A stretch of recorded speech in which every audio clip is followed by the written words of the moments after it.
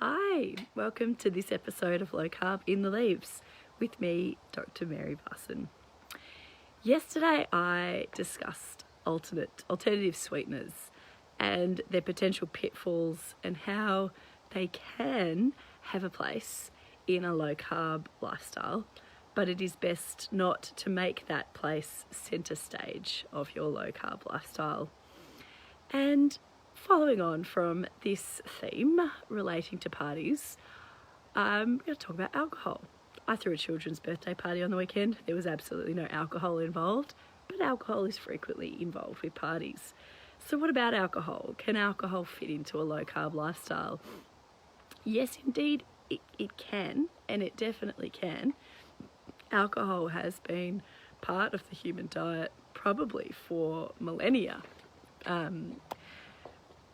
However, it is something that should be consumed mindfully, in moderation, and sometimes not at all.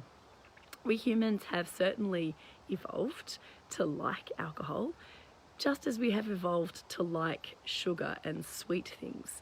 But we all know that consuming sweet foods to excess is very bad for our health, and I hope that we also all know that consuming alcohol to excess is also really bad for our health.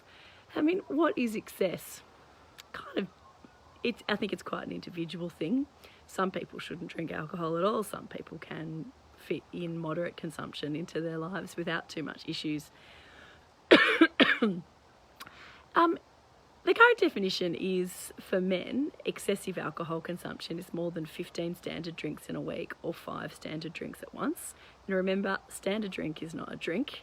It's not like one stubby. There's often 1.5 to 2 standard drinks in a stubby, or 1.5 to 2 standard drinks in a single glass of wine, depending. And for women, it's 4 drinks in one setting or 9 drinks a week. More than 9 drinks a week is considered excessive alcohol consumption. And this is actually quite different to alcoholism, where people are drinking huge amounts of alcohol and are really, really dependent on it. That's different. That causes serious issues. All right, so why do you need to think about alcohol?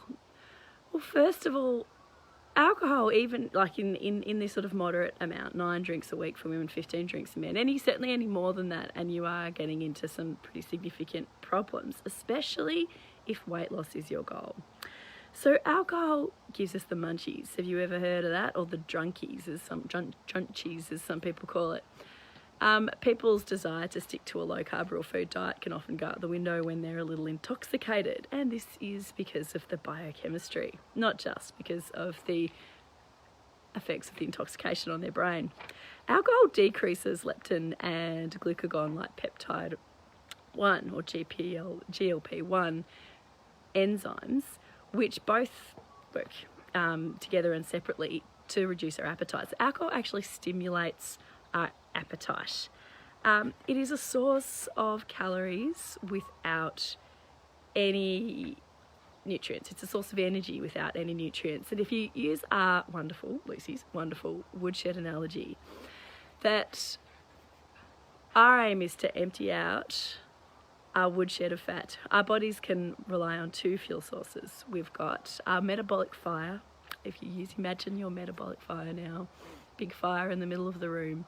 It can be fueled on 2 types of fuel. Your kindling, which is the carbohydrates, they burn hot and fast, or the fat, which is the logs, which burn slow, long and slow. And we want to be burning our logs so that we are burning our fat. And to do that, you need to reduce insulin, because insulin locks your woodshed away so that the fat stores are inaccessible.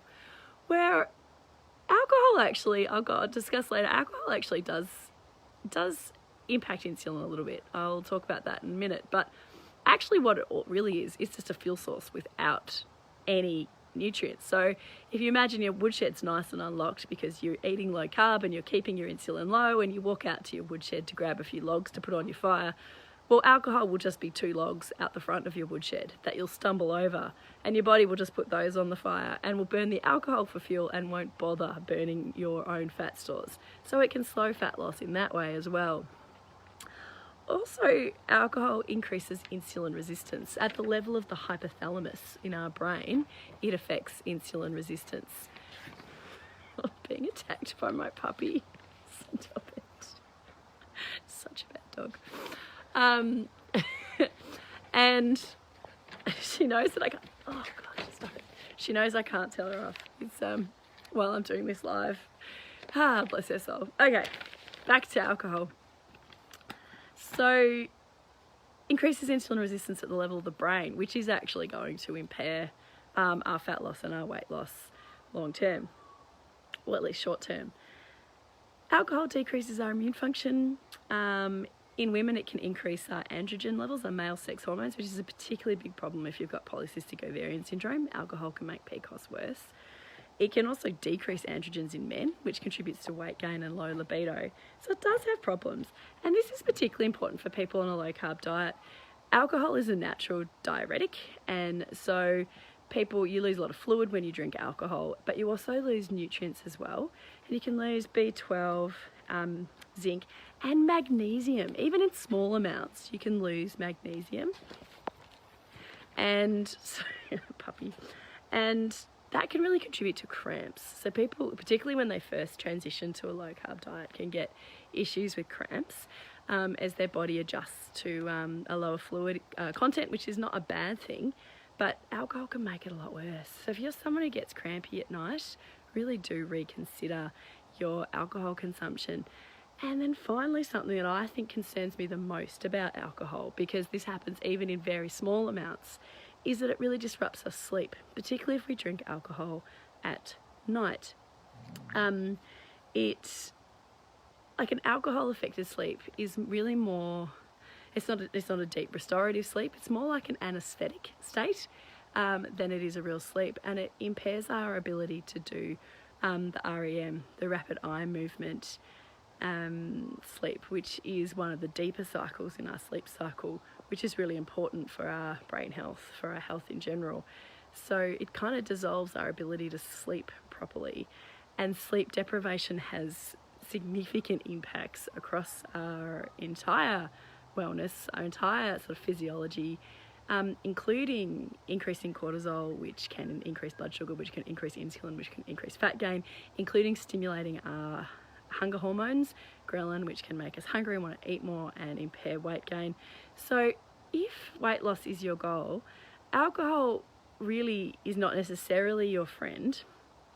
And certainly if you're having it regularly, it would be worth looking at that. I often find that alcohol is a cause of weight loss plateaus in people. And once they're able to reduce their alcohol intake, and it's not always easy, once they're able to reduce their alcohol intake, the weight can start to fall off again. It's not the only cause of weight loss plateaus, but it is a common cause of weight loss plateaus. So I'm not here saying don't drink. Definitely not. That's not it at all. I want you guys to be well informed and to make your own choices, and just to be really honest with yourself about your alcohol use. Is this something you are dependent on? Do you depend on that glass of wine to unwind at night? What else might you be able to do to unwind at night? Could you challenge yourself to go 30 days alcohol free, like a Feb fast, except you don't have to wait till February, you could do it right now. And what would that be like? See how you feel after 30 days without alcohol. You might feel a lot better. It's not all or nothing, but it is worth being informed, educated, and mindful about your health choices. See you later, guys.